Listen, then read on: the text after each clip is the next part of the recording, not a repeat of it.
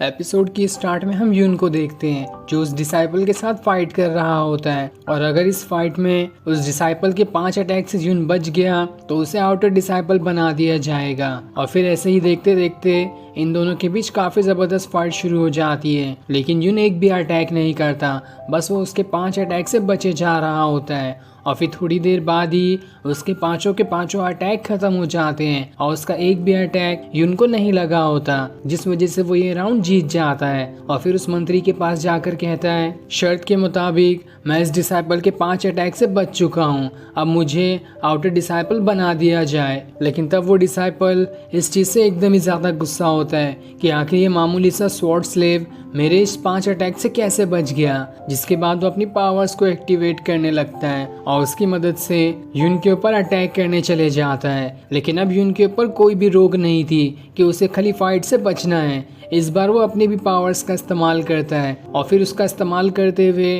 वो उस डिसाइपल के ऊपर अटैक करना शुरू कर देता है। और फिर देखते ही देखते दोनों की पावर्स के बीच जबरदस्त फाइट शुरू हो जाती है। लेकिन इस फाइट में भी वो डिसाइपल उसके सामने जरा भी नहीं टिक पाता और यून उसे बहुत मारता है और उसे मार मार कर जमीन पे पटक देता है, जिस वजह से अब उस डिसाइपल के अंदर उठने की भी हिम्मत नहीं बचती। ये देखकर सारे के सारे लोग एकदम ही ज्यादा हैरान हो जाते हैं कि आखिर ये स्वॉर्ड स्लेव इतनी जल्दी इतना ज्यादा पावरफुल कैसे बन गया। तब वो मंत्री उस डिसाइपल के पास आकर उसे संभालता है और यून से कहता है, आखिर तुम्हारी हिम्मत कैसे हुई हमारे डिसाइपल को इतनी बुरी तरह से इंजर्ड करने की।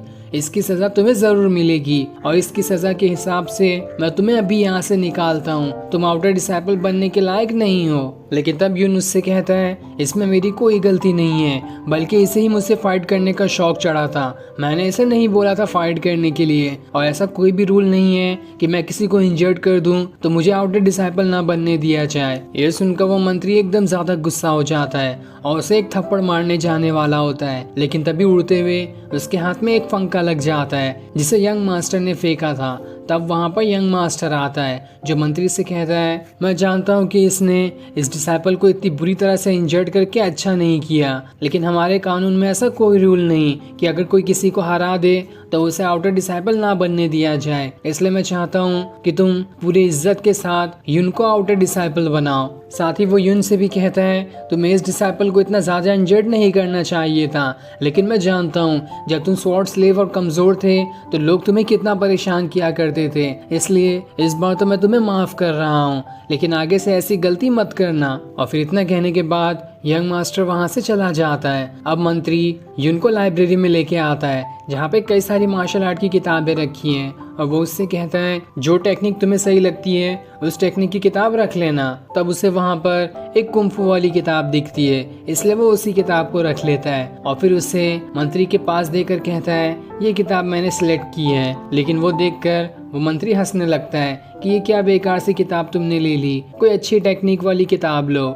इसलिए यून दोबारा से किताबें ढूंढने लगता है। तब उसे वहाँ पर एक किताब दिखाई देती है जो कि काफी ज्यादा पावरफुल टेक्निक की थी, इसलिए वो उस किताब को मंत्री को दे देता है। तब ये देखकर मंत्री कहता है, क्या तुम पागल हो, तुम्हें लगता भी है ये टेक्निक तुम सीख पाओगे?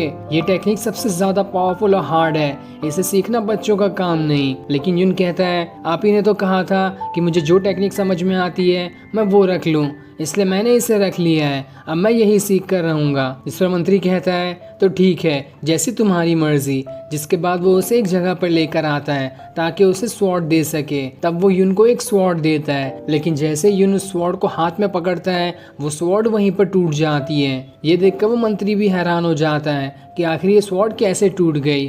तब वो उसे एक और स्वॉर्ड देता है, लेकिन ये स्वॉर्ड भी यून के हाथ में जाते साथ ही टूट जाती है। तब मंत्री खुद से एक स्वॉर्ड निकालता है और उसे चेक करता है कि ये भी कहीं टूटने वाली है या नहीं, और जब उसे निश्चिंत हो जाता है कि ये नहीं टूटेगी तो वो उसे यून को देता है। लेकिन ये स्वॉर्ड भी उसके हाथ में जाते साथ ही टूट जाती है, जो देखकर मंत्री कहता है, मुझे पता है ये तुम कर रहे हो, अभी मेरे पास तुम्हारे साथ खेलने का टाइम नहीं है, जल्दी से कोई स्वॉर्ड उठाओ और निकलो यहाँ से।